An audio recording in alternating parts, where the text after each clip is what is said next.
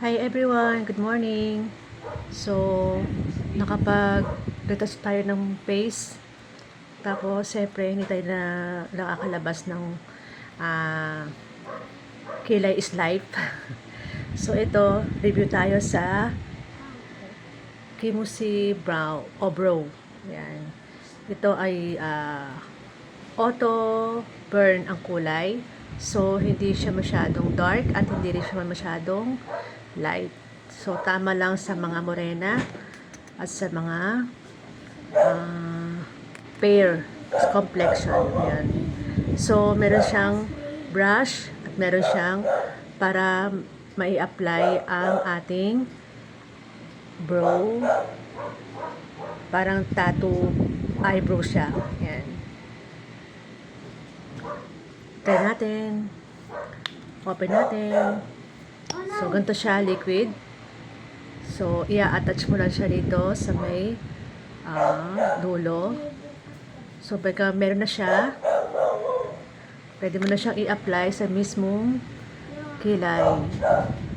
So, siyempre, dahan-dahan lang kasi madali siyang matuyo at parang siyang tattoo lang kapag na i-apply na siya. Hindi siya basta-basta matatanggal kasi waterproof siya.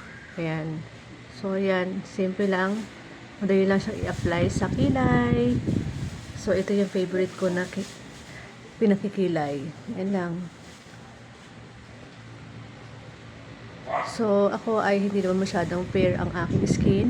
So, syempre, dapat hindi masyadong dark ang shade ng ating pinili na pang eyebrow. So, yan. That's it. So, gaganyan-ganyan mo lang siya. Ibabrush-brush mo lang. Yan. Yan. Para maging parang natural kilay lang. No? Kasi hindi naman maganda kung masyadong guhit na guhit. Yun lang.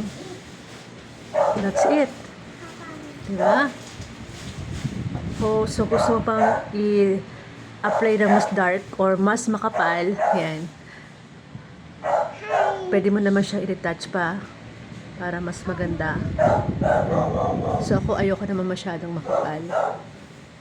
Yan. Mabuhay lang yan. Yan. Kilay is life. Bye!